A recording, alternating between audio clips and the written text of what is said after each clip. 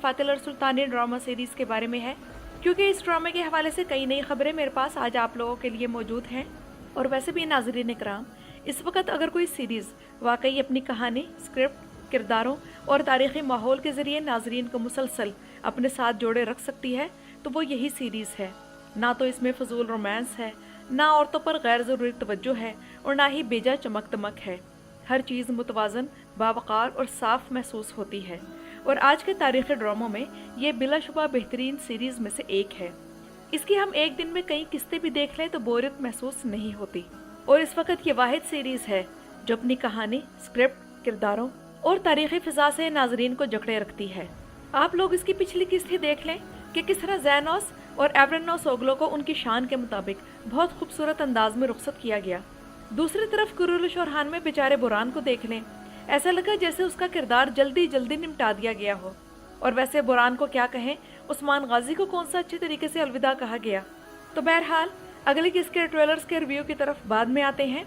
पहले मैं आप लोगों को इस ड्रामे के हवाले से पहली खबर जो देने जा रही हूँ वो ये है कि पिछले ही दिनों तुर्की में एक तकरीब मुनक्किद हुई जिसमें सुल्तान फातेह सीरीज़ के हीरो, जिनका नाम सरकान चाईओगलू है, उन्होंने तुर्की के सदर रजब तैयब एर्दोआन को एक तलवार पेश की। और ये तलवार कोई आम तलवार नहीं थी, ये फातेह सुल्तान महमद की रस्मी तलवार थी और ये असल में एक कॉपी है जिसे तैयार करने में तकरीबन 8 महीने लगे थे। और सुल्तान फातेह की इस जैसी असल तलवार तोप कॉपी पैलेस में महफूज है और सरकान चाईओगलू ने इसी तलवार की नकल उस वक़्त इस्तेमाल की थी जब उन्होंने कॉन्स्टेंटिनिया की फतह के बाद आया सोफिया के मिंबर पर जुमे का खुतबा दिया था। और सरकान चाईओगलू उस रात तकरीब में सुल्तान की तलवार पेश करते हुए वाकई बहुत शानदार लग रहे थे। और नाज़रीन इकराम, इस सीरीज़ के हवाले से दूसरी खबर ये है कि एक तुर्क अदाकार जिनका नाम इस्माइल देमिर्जी है, वो इस सीरीज़ यानी महमद फातिल और सुल्तानी में अहमद गदिक पाशा के किरदार के तौर पर शामिल हो चुके हैं। तारीख में जो अहमद गदिक पाशा का हुलिया है उसके मुताबिक वो दुबली पतली जिसामत वाले, सांवली रंगत, बड़ी नाक, हल्की सी दाढ़ी, दरमियाना कद और इंतहाई सख्त मिजाज और बेहद कंजूस शख्स थे। उनकी ये क्वालिटीज़ एक इटालियन हिस्टोरियन ने बयान की हैं जिसने उस दौर में अहमद गदिक पाशा को अपनी आंखों से देखा था। तो कास्ट किए जाने वाले इस नए अदाकार की जहाँ तक बात है तो महमद फातिल और सुल्तानी ने अब तक कास्टिंग के मामले में हमें कभी भी मायूस नहीं किया, तो इस बार भी गालबन इंतखाब अच्छा ही होगा। और तारीख़ी ड्रामों के बहुत से शायकीन को इस्माइल देमिर्जी वैसे भी पसंद होंगे। तारीख़ी ड्रामों में काम करते हुए तारीख़ी लिबास में इनकी शख्सियत खूब अच्छी तरह खुलकर सामने आती है, इसलिए ये एक बहुत अच्छा इंतखाब लग रहा है। और मैं आप लोगों को यहाँ याद दिलाती चलूँ कि इस्माइल देमिर्जी इससे पहले भी एक और ड्रामा सीरीज़ जिसका नाम कसम सुल्तान था, उसमें सदर आज़म किमान केश मुस्तफ़ा पाशा का किरदार अदा कर चुके हैं। गिदिक अहमद पाशा सुल्तान फातेह के दौर के ताकतवर तरीन उस्मानी सियासतदानों और फौजी कमांडरों में से एक थे। वो अपनी फौजी जहानत, सियासी असर व रसूख और उस्मानी सल्तनत की तोसी में अहम किरदार की वजह से याद किए जाते हैं। इनके बारे में मुख्तसर सी तारीख मैं आप लोगों को यहाँ बताना चाहूँगी ताकि ड्रामे की कहानी आप लोगों के लिए ज़्यादा दिलचस्प हो जाए। तो मौरखीन के मुताबिक अहमद गिदिक पाशा की पैदाइश बल्कान के एक ईसाई ख़ानदान में हुई और गालबन उनका ताल्लुक अल्बानवी नस्ल से था। इन्हें कम उम्री में निज़ाम के तहत उस्मानी निज़ाम में शामिल कर लिया गया। बाद में उन्होंने इस्लाम कबूल किया और उस्मानी दरबार में आला फौजी और इंतज़ामी तरबियत हासिल की। जहाँ तक इनकी फौजी कामयाबियों की बात है तो गिदिक अहमद पाशा सल्तनत के कामयाब तरीन जर्नैलों में शुमार होते थे और उन्होंने कई अहम मुहिम्मात की क़यादत की। उनकी बड़ी कामयाबियों में करामान के बगावतों को कुचलना, एनातोलिया में उस्मानी इक़्तिदार को मजबूत करना, 1475 ईस्वी में क्रीमिया की कामयाब मुहिम की क़यादत और फिर बहीरा असवद के अतराफ़ में उस्मानी असर और रसूख को बढ़ाना शामिल है। इसके अलावा नाज़रीन इकराम, 1480 ईस्वी में अहमद गिदिक पाशा ने जनूबी इटली पर उस्मानी हमले की क़यादत की और ओतरांतों को फतह किया। ये यूरोप में उस्मानियों की मशहूर तरीन मुहिम्मात में से एक बन गई और बहुत से मौरखीन का मानना है कि ये इटली में मज़ीद बड़ी फतूहात का आगाज़ था। बाद में गिदिक अहमद पाशा सदर आज़म बने जो उस्मानी सल्तनत के आला तरीन ओहदों में से एक था और इस तरह उन्होंने दरबार में बेपनाह असर और रसूख हासिल कर लिया। लेकिन सियासी रकाबतों और दरबारी साजिशों ने बिलाखिर उनकी पोजीशन कमज़ोर कर दी और सुल्तान बायज़ीद सानी के इक़्तिदार में आने के बाद गिदिक अहमद पाशा पर सियासी बेवफाई का इल्ज़ाम लगाकर 1482 ईस्वी में उन्हें कत्ल कर दिया गया। और ये तो आप लोग जानते ही हैं कि जैसा कि महमद फातिल और सुल्तानी के सीज़न 2 के आखिर में महमूद पाशा का किरदार शामिल कर तो लिया गया था, लेकिन उनकी सियासी मुहिम्मात और कामयाबियां सीजन 3 में दिखाई गई। तो यही तर्ज अमल अब गिदिक अहमद पाशा के बारे में भी शायद इख्तियार किया जाएगा। और मद्दाह अब आने वाले सीजन में ज़बरदस्त फौजी मुहिम्मात, सियासी ड्रामा और अहम तारीख़ी वाक़यात देखेंगे। और सच कहूँ तो प्रोड्यूसर एक के बाद एक ऐसे अहम किरदार ला रहे हैं कि इंसान पिछले किरदारों का गम भूलने लगता है। पहले हम सोच रहे थे कि अब ज़ैनोस पाशा के बगैर क्या होगा, और अब अचानक ताकतवर वजीरों की एंट्रियाँ शुरू हो गई हैं। वाकई मानना पड़ेगा कि इस ड्रामे के प्रोड्यूसर किसी की कमी ज़्यादा देर महसूस नहीं होने देते। लेकिन मैं ये ज़रूर कहूँगी कि अभी भी सीज़न 3 ख़त्म होने में 3 किस्तें बाकी हैं। तो अगर गिदिक अहमद पाशा मुस्तफ़ा के लाला बनने वाले हैं तो मैं इन दोनों के दरमियान एक खूबसूरत ताल्लुक देखने के लिए बेताब हूँ। क्योंकि गिदिक अहमद पाशा अगर मुस्तफ़ा के लाला बन गए तो महमूद पाशा मुस्तफ़ा से दूर हो जाएगा।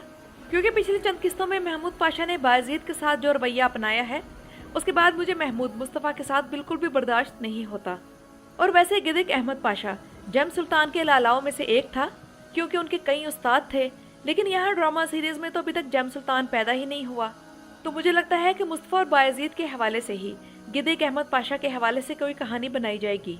और नाज़रीन इकराम, इस किरदार के लिए जो अदाकार लिया गया है उसके बारे में आप लोग ये बात नोट करें कि गिदिक अहमद पाशा के किरदार के लिए ज़्यादा बड़ी उम्र का अदाकार नहीं लिया गया, जैसे जानदारली या ज़ैनोस के किरदारों के लिए लिया गया था।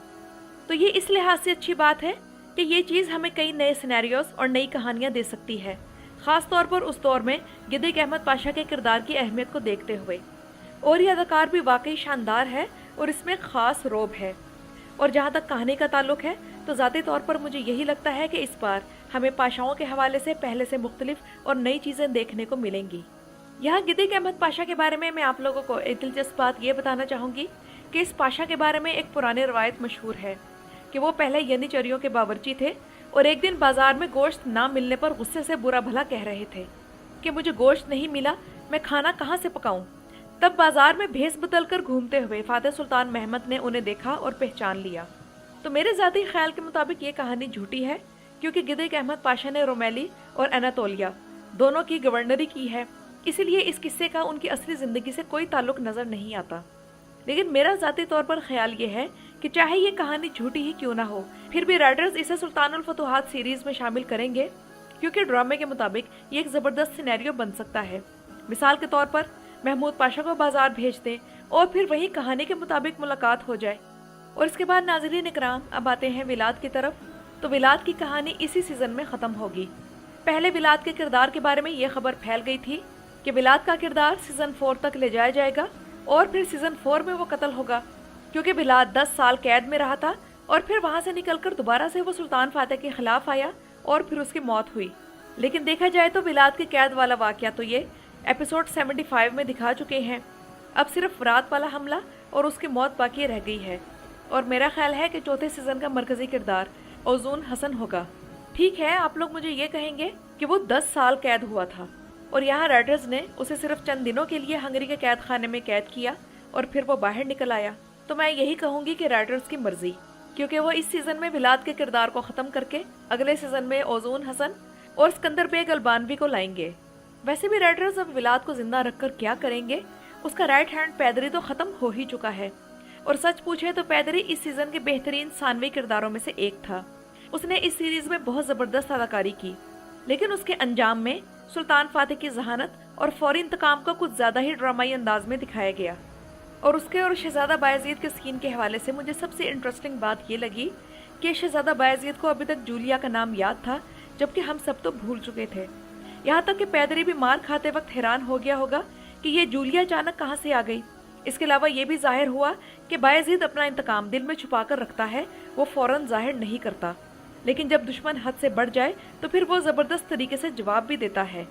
उधर एरेना भी अपना इंतकाम लेने में कामयाब हो जाएगी और एरेना के साथ साथ हम सबको भी बहुत सुकून महसूस होगा, क्योंकि हम खुद देख चुके थे कि एरेना की ज़िंदगी कभी बहुत सादा और ख़ूबसूरत हुआ करती थी, लेकिन विलाद, कैटरीना और मोरेना जैसे लोगों ने उसकी ज़िंदगी को एक ट्रेजेडी बना दिया था। हमें बहुत अच्छा लगेगा कि आखिरकार वो कम से कम अपना थोड़ा बहुत बदला तो ले ही लेगी, यानी कि कम से कम विलाद के 3 साथी तो ख़त्म हो गए, यानी कि ड्रैगन, पैदरी और कैटरीना। देखा जाए तो एरेना ने वाकई हिम्मत दिखाई और डट कर खड़ी हुई और अपने इंतकाम की खातिर सुलेमान के साथ वापस भी नहीं गई।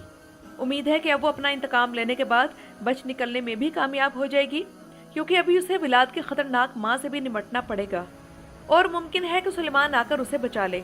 تو ناظرین کرام، یہ تو تھی میری آج کی ویڈیو۔ اپنی رائے کا اظہار کمنٹس میں ضرور کیجیے گا۔ میری ویڈیو